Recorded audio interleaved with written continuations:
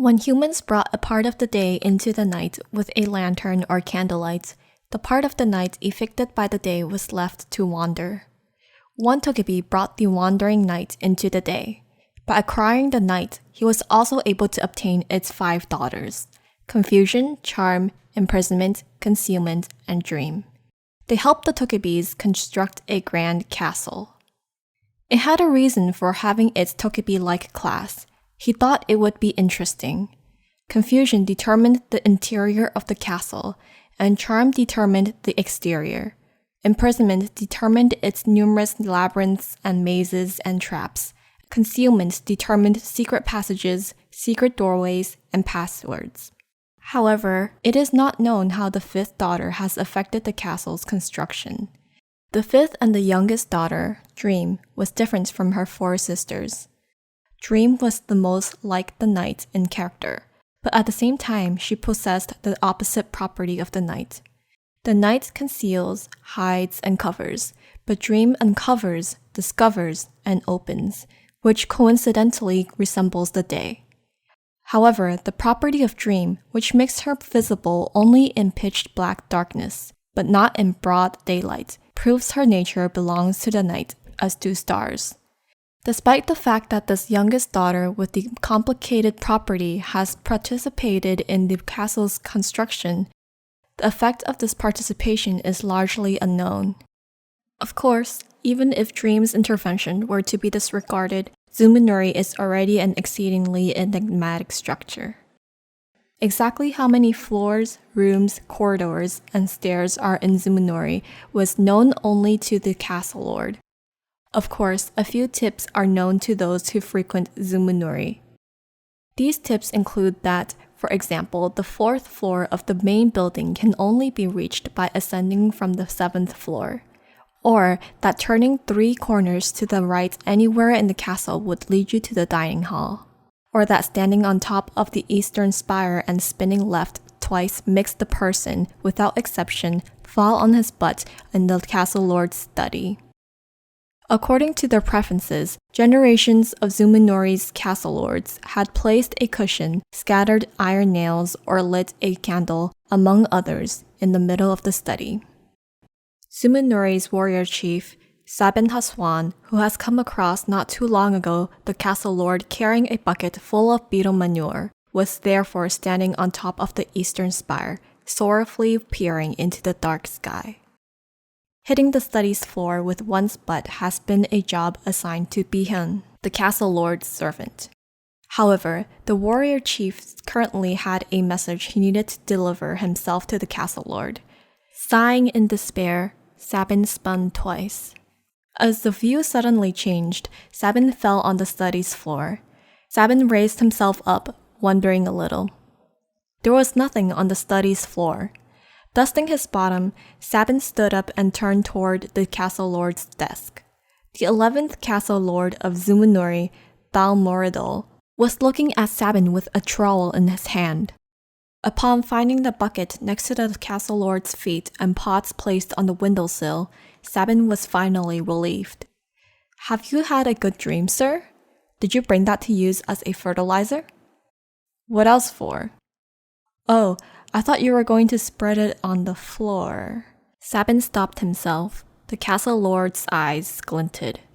Ahem. As the castle lord cleared his throat, Saben apologized to the next visitor in his heart. At the same time, he started making a list of names to whom he will tell that the castle lord has called. Who's a good candidate? As Saben was daydreaming, Bao the castle lord turned a little impatient and questioned. "So what's your business?" "Oh, sir, maybe the problem is not the fertilizer, but the amount of sunlight? Zuminori is dark, you see." "Your business." Saben smiled. The castle lord probably wants to get him out of here as soon as possible. Saben decided to cooperate. Saben dragged a chair close and sat on it. "A beetle from the Kims with clean-shaven heads has brought a message to you, sir." "Oh, you mean the Kims who call themselves monks. But why did you come here yourself? Where's Bihyun?" "Bihyun is the name of the castle lord's servant." Saben shrugged. "That's what the Kims wanted, sir. You know, it's how they do the jobs they think are important. How did they do it? They think only the bare minimum numbers should know about the task, sir. Oh, is that so?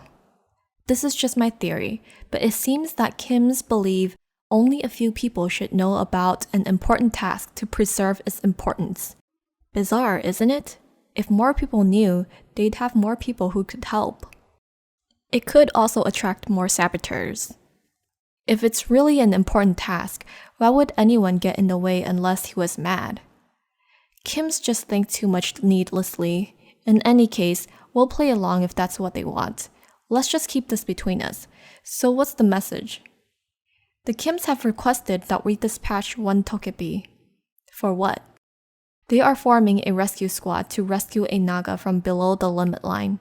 So they would like us to send them a togepi to be part of the rescue squad. Bao the Castle Lord gaped in surprise at the warrior chief.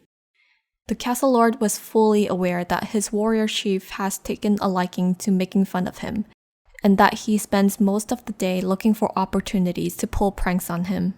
The Castle Lord also knew the warrior chief respects him.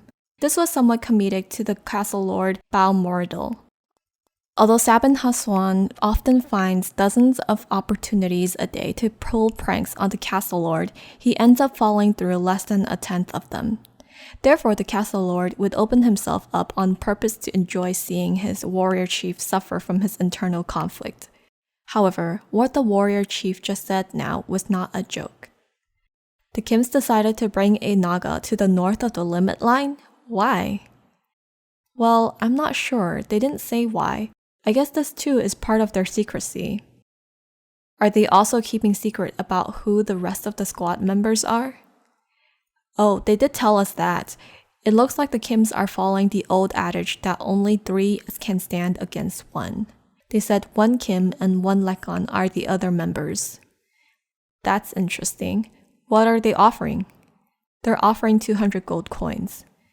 This is extraordinary. It even makes me want to go there myself. Huh? Wait, what's with your expression? It didn't mean anything. The warrior chief was just contemplating who to support at the next election for the Castle Lord. The Castle Lord growled enough to please his warrior chief, then asked in a serious voice, "Then who should we send?" Saben was a little surprised. Do you really want to send one? The 3 can stand against 1 is just an old phrase. This ridiculous rescue squad is going to get slaughtered as soon as they step into Kiboran. This task is impossible. Why do you say it's impossible? It's just that we don't know anything. Who in the world knows well about Kiboran or Nagas? That Kim would know. Sorry? The Kim who you said is a member of the rescue squad. I have a feeling I know who this Kim is. There is only 1 Kim who knows well about Nagas and Kiboran and is fit to lead such a rescue squad. Is there such a Kim? Kagan Draca. Saben was surprised. He recognized the name. This was the name of the legendary wrestler from about 20 years ago, who was declared the winner of the wrestling tournament against Tokebi strongmen. That Kim wrestler is still alive? He's alive. He lives around the limit line, eating Nagas. Saben almost laughed. Although he did not understand what the Castle Lord meant, he figured it was some kind of a joke. However, the Castle Lord's expression suggested he was not expecting a laugh. What do you mean, eat Nagas? I mean what I said. He hunts Nagas, then eats them. Confused, Saben held out his hands. Saben gestured, holding a food item with 2 hands and bringing it to his mouth. The Castle Lord nodded, and Saben turned pale. Is he insane? I heard he cooks, though. Oh, I see. Sorry? Unsure how to describe, the Castle Lord locked his fingers of both hands together and placed them on his knee and opened his mouth. Kagan loathes Nagas. He loathes them enough to devour them, as he said himself. That's why he does that. He ambushes Nagas around the limit line, then he chops them up and boils them to eat them. Saben swallowed.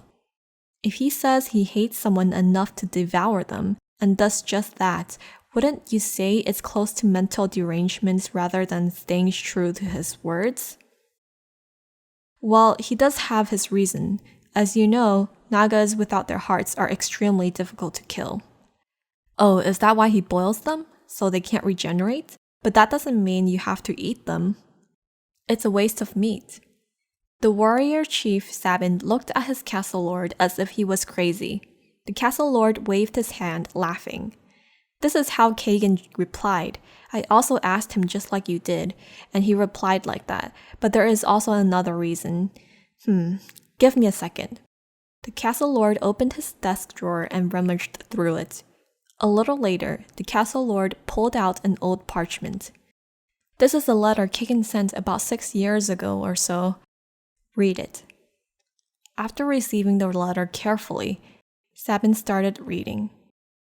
I hope you are well. This is Kagan. It has been a long time since I have written to you. As you know, it is easier to get a hold of weapons than writing utensils in this wasteland near the limit line. Yesterday, I happened to come across a traveling merchant carrying a few sheets of parchments, so I am finally able to write to you. I have given a thought to what you mentioned in the letter you sent me last time. However, I have decided I cannot stop this. Yes, I am still eating nagas as I have done in the past.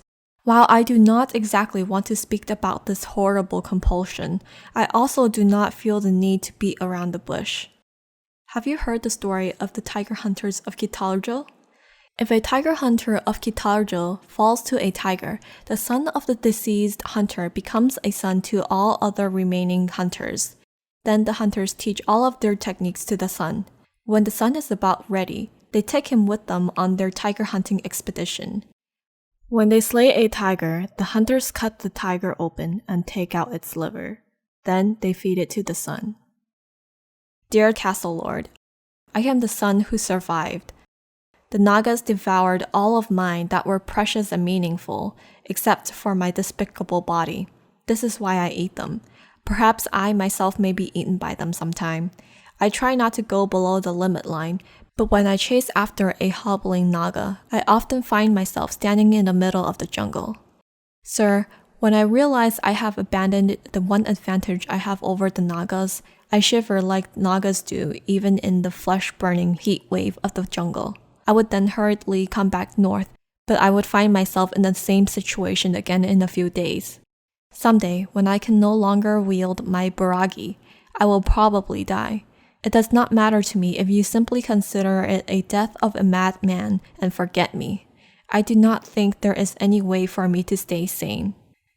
Instead of a signature at the bottom of the letter was a bizarre graffiti of swords. Saben raised his head and the castle lord explained. They are the hunting symbols of the Kitaljo hunters. A black lion and a dragon. A black lion and a dragon? They were both driven to extinction by Nagas. In the Kitaljo hunting language, they are read Kagan Draca. This man's name was borrowed from this. Saben asked, returning the letter to the castle lord. So then that's not his real name? Right, but I can't tell you his real name without his consent. After getting back the letter, the castle lord Bao placed it back in the drawer, then turned to the warrior chief. Well, what do you think? So this wrestler is taking revenge against the Nagas in the same way done by the Kitaljo hunters, who have disappeared several hundred years ago, by killing the foes and devouring them? You could put it that way. Just what did the Nagas do to make him resort to this madness? They did a terrible thing. Saben waited for the castle lord to continue, but he did not speak anymore. Saben almost nodded blankly, but he sensed something was off and looked at the castle lord. The castle lord was wearing a contorted expression. It was absolutely terrible. Saben became nervous without realizing and asked cautiously, "What did they do?" Recollecting a painful memory, the castle lord shook his head. Like his real name, I can't tell you about his past either without his consent. In any case, wouldn't you agree now that he would know about the Nagas and Kiboran more than anyone else? A predator obviously understands its prey very well. Saben responded with a displeased expression. That may be so, but if I am to go to a dangerous place like this, I would rather that my peer be sane. Wouldn't I be in a pickle if that Kim gets fed up with eating nagas all the time and decides to try a bite at a togepi? It was a serious concern, but the castle lord Bao roared with laughter. You don't need to worry about that. Kagan's entire rage is directed at nagas. Also, you won't be able to bring out more anger from him. We can't bring out more anger from him? Right, as you read in the letter, there is nothing left you can take from him. Nagas took them all already. You may find this a bit paradoxical, but you could say Kagan is the safest person in the world to all except Nagas, because you can't make him angry. That is depressing. Right, it's depressing. It's also true. I can vouch for Kagan's safeness. It was difficult for Saben to agree with the castle lord completely, but at the same time, Saben did not even feel the impulse to refute the castle lord's judgment. Among the few things one does not need to do to the castle lords of Zuminori, one of them is logically refuting against the castle lord. Therefore, Saben returned to the original subject. If strongman Kagan is that safe and sees nagas as nothing more than his food, I suppose no other person would do a better job as part of the rescue squad marching into Kiboran.